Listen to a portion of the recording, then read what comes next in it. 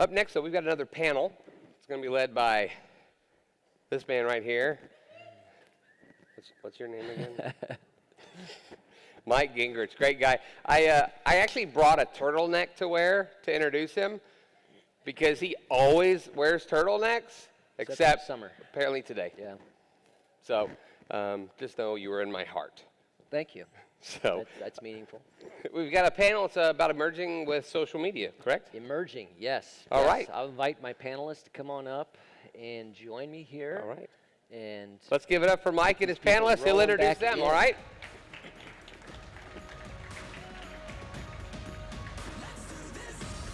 All right. Well, as they sit down and as people come back in, I'll give you a little background on this. So far today, you've had a lot of strategy, a lot of overview, and what we're going to do now is kind of a deep dive into the trenches of what they're actually doing, what's worked, what's not worked, and some of the things that they have found out along the way. So the lovely ladies joining me here are from a for-profit business, Jennifer Brogee, and the Marketplace. Yep, The Meeting Place. The Meeting Place on Market. Which is a cafe, coffee shop, and as well a e-commerce online gift baskets. Yep, we do about maybe 40, 60, depending on the season, of in-store coffee sales and then online coffee sales, shipping all over the country. Okay. As well, your second business is the co-working center. The co-working center, yes. And, honestly, that started because we were in a huge building that was built in 1917, and we thought, we would love to be able to cover some of these electric bills. So we thought, co-working and coffee go together, and that means, shared space, a place for people to work remotely, or, remote workers to go into an office, or entrepreneurs to go into an office. So that's where that came from. Yes, all right. So we've got the business side of things, and Victoria Gonzales is a public information officer, Allen County Sheriff's Department. Yes, Sheriff's Office, yes. Sheriff's Office, all right. So we're going to hear from the government sector as well.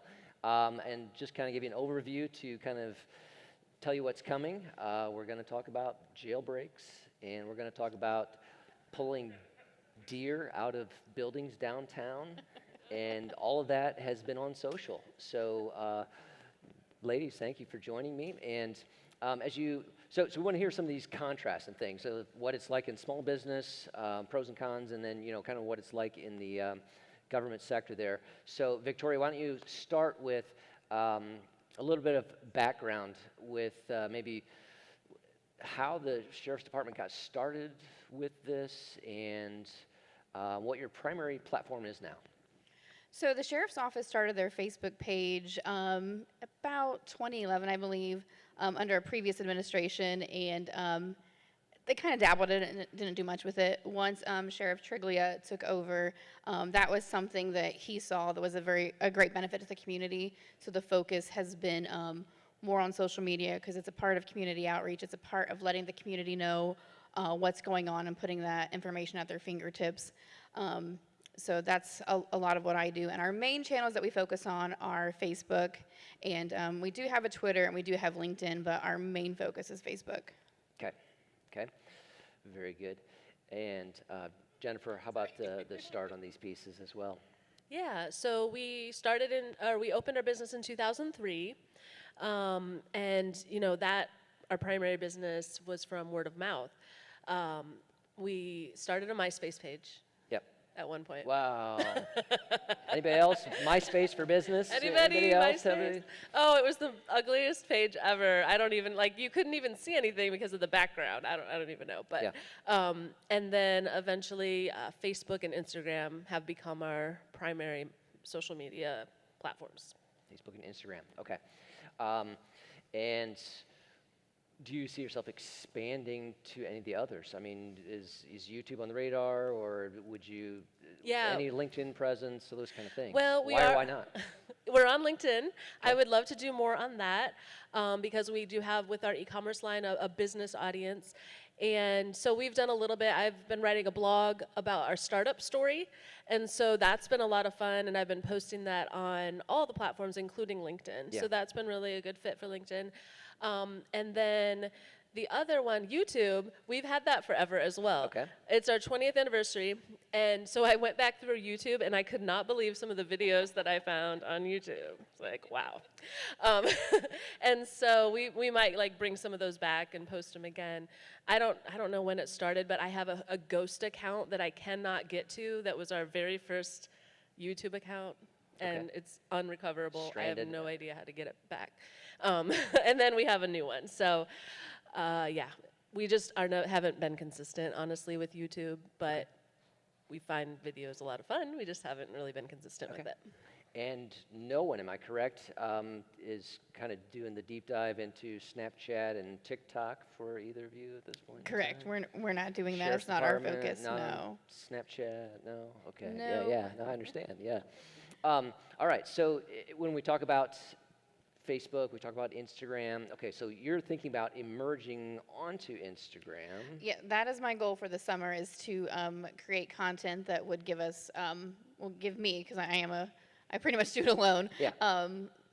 Enough content to also do an Instagram page. Obviously, Instagram has a huge following. You know, those kids that kind of started with Instagram are no longer kids, so you know, there's a whole potential group of citizens that we're missing by not being on Instagram. Yes. Okay.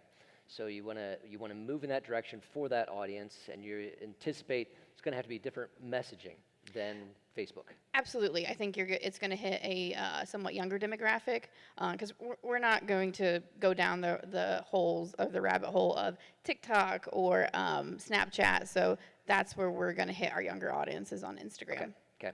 Victoria and I were talking earlier, and I thought she brought up a very interesting point that many businesses don't have to face, but that is, as a public entity, you go ahead and talk about that. Yeah, so we have, we abide by certain rules from the government. I'm sure you guys have all heard that, you know, states are moving to like ban TikTok, or ban it at least from state. I think Ohio is looking at state phones. So if you get your phone through the state, you can't have TikTok on it. If you don't have TikTok on it, you can't create for TikTok. But you know, one of the other things that we adhere to as a law enforcement and government agency is the First Amendment. So you know, when people, we do have a free speech. Yeah. With excuse me. Sorry, it's a little nervous being up here.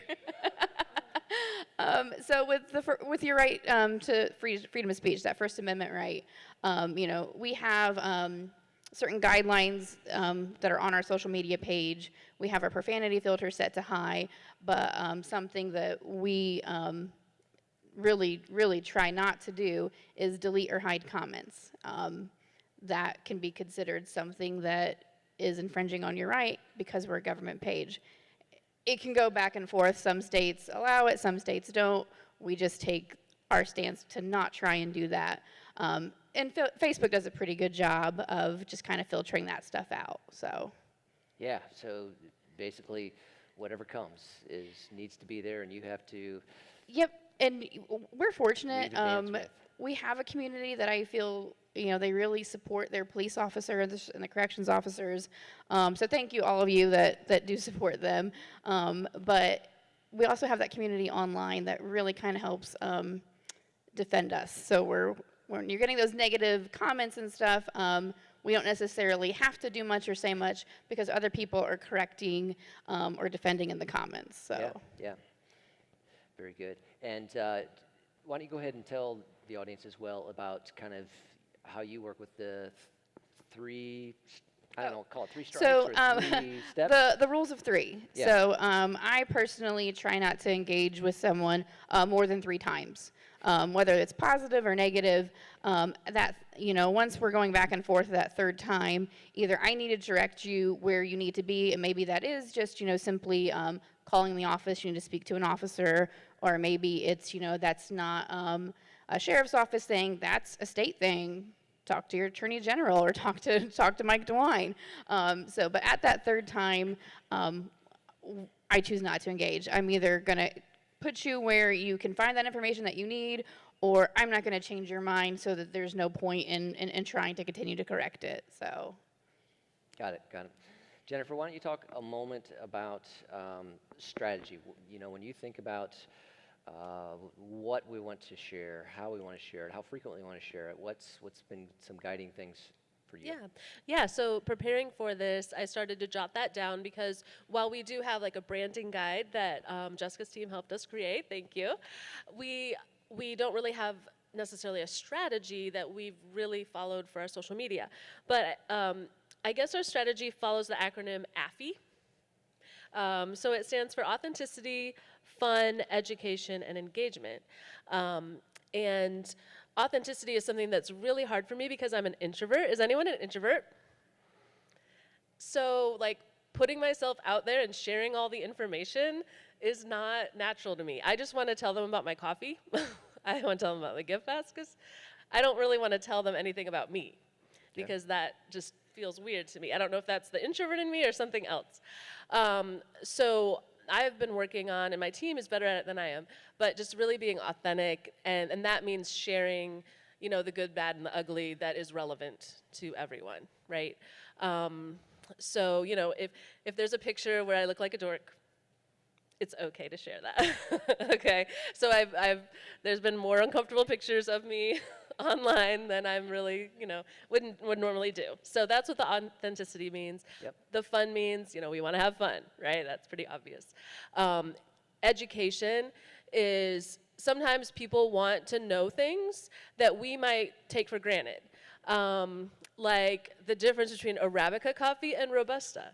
I don't know if you guys know that, but that's something that I take for granted because premium gourmet coffee is Arabica, which is a different kind of bean than some of the cheaper coffee. And so just those basic things of education, or even educating people about like our specials for the week, putting that out there. And you know, usually those actually get the least likes. Okay. But I still feel like they're important because you're sharing information that people want to know. And then the last one is engagement, and that's just trying to get people to interact and hear from our customers, hear from what they're thinking and what ideas they have. Yeah, okay. And Victoria, you kind of shared with me a little bit about the goal of how you're trying to make some positive connections that can impact their perception of policing? Yeah, absolutely. So obviously our first goal is to keep the public informed and updated. But beyond that, we want to go behind the badge and humanize it. And that serves a lot of purposes for us. Hopefully it, you know, creates better interactions. Obviously, when you're speaking to a police officer or a corrections officer, it's probably not your best day. Something's probably happened. So if we can sort of plant that seed that this is a job, this is a calling that these men and women are doing, and it's not, they're more than their job. That's sort of what we try to do, is to humanize that badge. That way, when they are there and it's your worst day, it's a stranger, but at least it's not a complete stranger. There's some familiarity there because you've seen us on social media, you've seen their face, you've seen the canines. So it serves that purpose for us to really, you know, make it easier not only for the citizens, but also for our officers too, if we can sort of offer a little bit of buffer in between that. Yeah, so you're trying to give them some positive points of contact ahead of... Absolutely, before the negative comes, yeah. Yeah, got it. Okay, we need to dive into one of your highest recent engaging posts and activities, this jailbreak. Yes. And yeah, so if you want to increase your likes and following, have a inmates break out of the state prison. We jumped like, I think, almost 3,000 followers in a day. boom. Yeah. So for us, though, you know, with that jail being in Allen County, or excuse me, that prison, it was obviously important that our job is to let the community know what's going on and they're safe. So even though it wasn't our facility, we weren't the lead investigators on it, you know, until we knew for sure they were out of Allen County, our goal and job was to keep the community abreast of the situation as best we could with the information that we had. Sure. And lots of comments on that one, right? Yes, there were tons of comments from all over, and you know, there were a lot of things that should have and could have went differently. I think we can all agree. For those of you that aren't from here, it's public knowledge, these inmates were gone for about 27 hours before the prison realized it. So then when we got called in, obviously, you know, people didn't really realize that, hey, that's not us. But it is still another public agency, and no matter, we're not there to point fingers, we're there to keep the community safe and help find these guys. So, you know, within all of the comments and a lot of advice that we got that day, you know, our goal was still to just maintain a professional space and to get the correct factual information out there. Yeah, yeah. And you had a bigger page already than the actual. We have a big, our page following is bigger than the Department of Corrections. Yes. So and we post more consistently. So for us, you know, aside from obviously it being in Allen County, and we're going to make sure our citizens knew that, we have a bigger following. We're going to reach more masses of people. People look for us for this type of stuff, yeah. Where you're not necessarily going to the Department of Corrections page for the state every day. So. Now, it is a little side trail, but do you want to go into what these men had done? One was a murderer, and that was the man that they found in Kentucky that had drowned in the river. And the other one actually had broke into my campers. So we were one of the reasons that he was in prison. So a little connection to it somehow. Yeah, it was. Yeah, it was when they called us at the office to tell us what was going on. I was like, "You are kidding!" Like my jaw hit the floor because. He was a big guy, too, so you wouldn't think that he would have gotten so far, but yeah. He did. And as part of your duties then with Facebook, you've actually done, like, live at press conferences. Is that? Yes, so we've done a few live press conferences, and of course that day it was very important. Our news media was out there, but we felt that it was important enough that we were going to get that story out there even before the media could, or, you know, obviously they're recording, they're taking their notes. We went ahead and went on Facebook Live. Again, it wasn't our scene, and you can only control what you can control in the moment. So if those of you that watched it know the audio was not great. There was a lot of birds in the background, a lot of trucks going by. So I didn't want to look at the comments. Once I saw them coming in, I was like, oh, this is not good. But you're live. You just have to kind of go with it. So, you know, we made sure that we shared what the media put out there, and then I think it was 12:23 that next morning, I made sure I ordered a microphone that could be plugged into my iPhone and I could hand to the sheriff, so that way there is no question that when we have to deliver that sort of content, it has audio, good audio to it, and you're not struggling to hear. Yes, yes. Yeah, so, but that just kind of goes back to, you know, as a private business owner, if you do a live and it's not going good, you can just delete it. Well, we can't, and even in that situation, obviously, we couldn't and wouldn't, because even though the audio wasn't great, we still had to get that out there to the masses, so. Yeah. Fun day. All right, back to Jennifer. So Jennifer, you were telling me about, I mean, there was a big day where a couple hundred orders needed to be out, gift baskets, and I guess the team got a little distracted. Again, law enforcement was involved, but it was across the street downtown, right? Yeah. Is that the idea? Well, I'm not sure if it was on the same day, but that we did have an incident. So one of the advantages of being downtown Lima is there's always something happening that's very interesting. And so one day, you know, I don't really want to tell the whole story because it's a little bit of a sad story, but a deer decided he wanted to go into our neighbor's business. So those are, you know, the type of things that we share and get a lot of interest in on our Facebook page. Another one, actually, interestingly, since we're sitting here together, one of our customers decided that he wanted to pay all the coffee for all law enforcement. Yes. So that was actually our biggest post for the year so far. We posted about how, hey, there's an anonymous donor who wants to pay all law enforcement's coffee, and he did that over a couple months, and that's our #1 engagement for the year. So it's just kind of those fun things that you don't plan that really become, you know, the interesting posts that people like. Okay.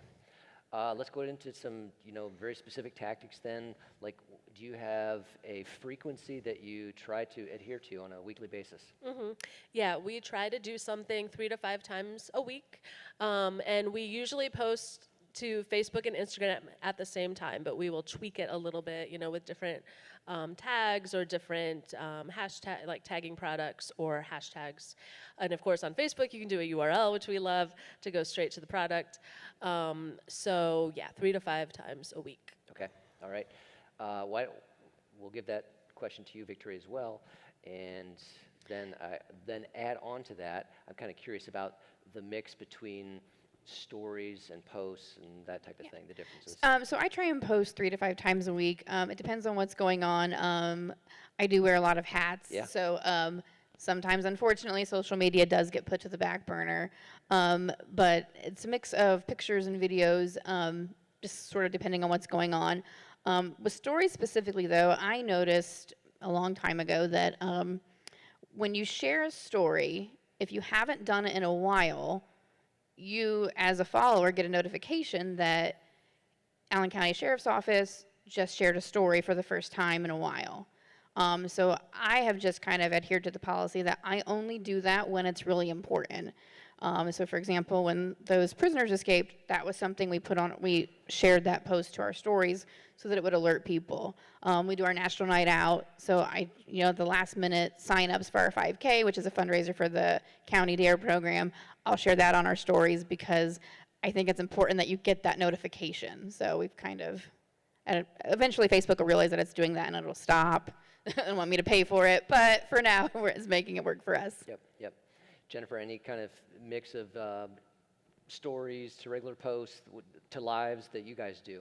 Yeah, so when we do live videos or, video, Facebook Reels, Instagram Stories, or whatever the mix is, we usually do those differently from what we're posting. So for example, we showed a video today of kind of the photo shoot over there, maybe a video of the breakfast buffet, things like that. So we just, do fun little video clips, but they're separate from our regular posts. Got it.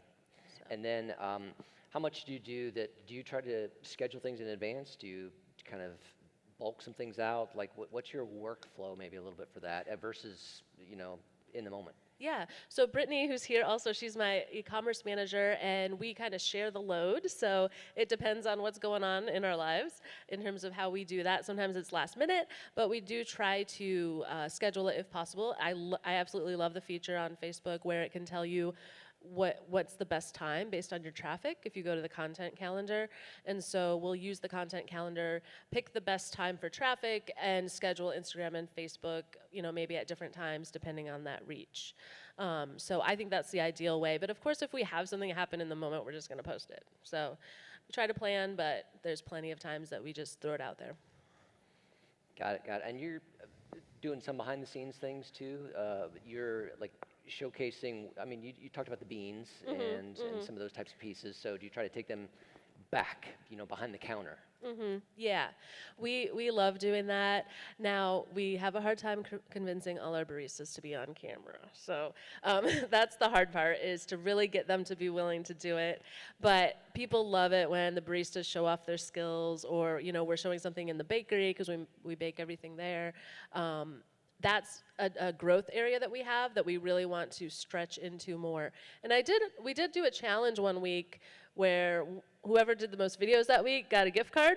So we had like a 300% increase, I think, in videos that week. I don't know if we have to do that every week, but we're still, like I said, that's a growth area, but we would love to have more of those behind the scenes videos. Okay.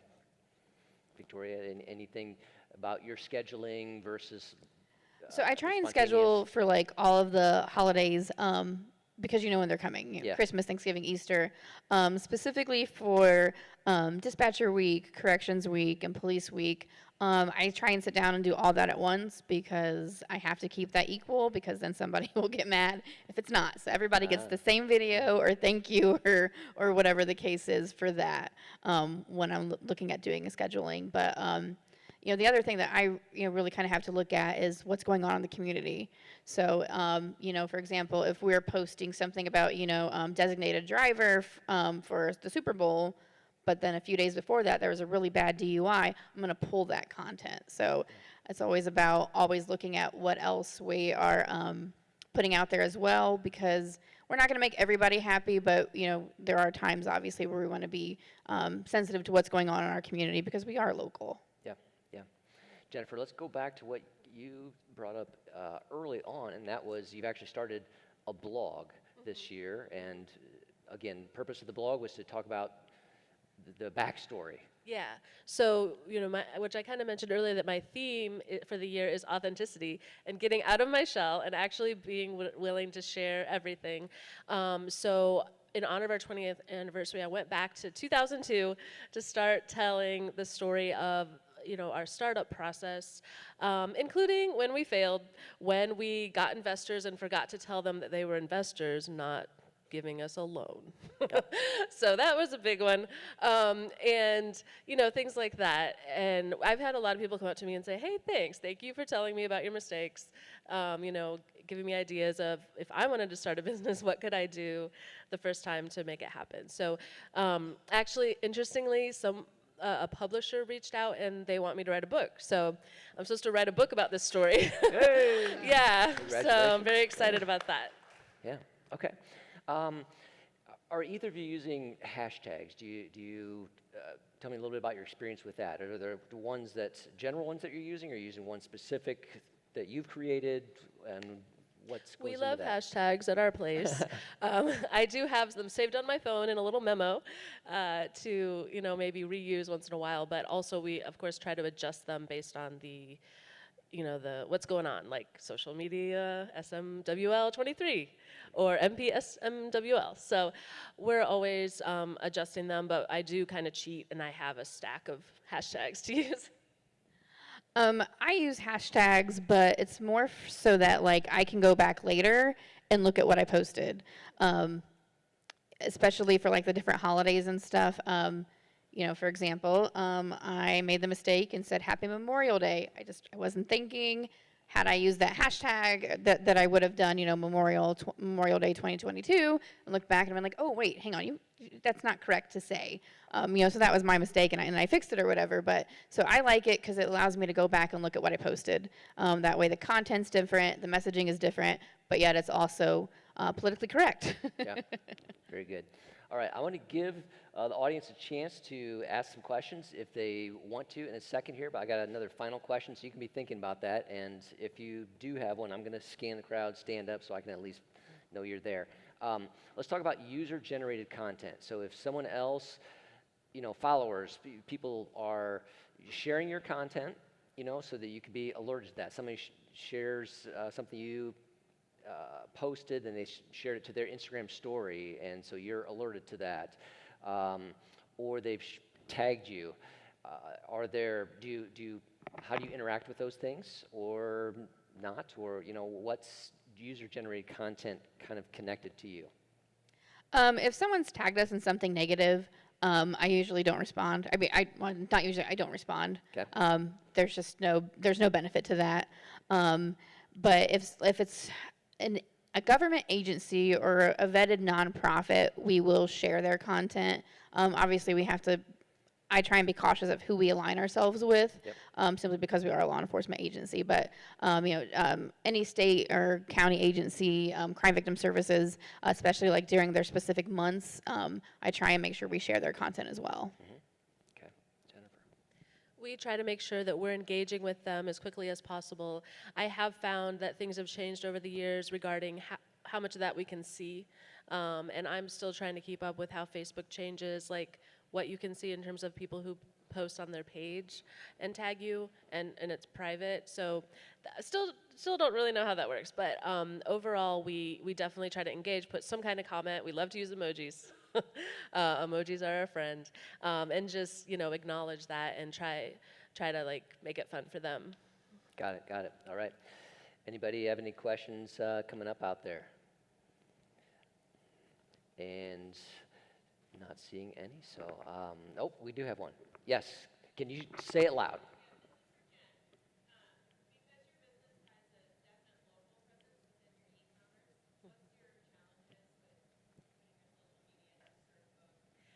Yeah, that is a tough one. She asked, how do you serve both local and national audiences at the same time? And that is tough because we don't want to overwhelm our national audience with things going on in Lima.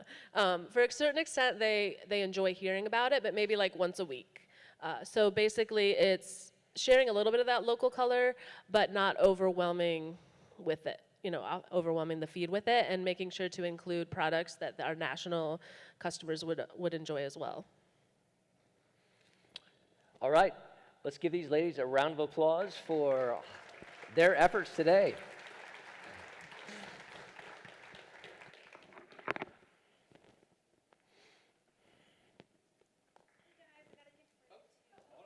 You can't leave yet. This is nice. Good job, everyone. Can we just keep these here? How about that panel, guys? Much.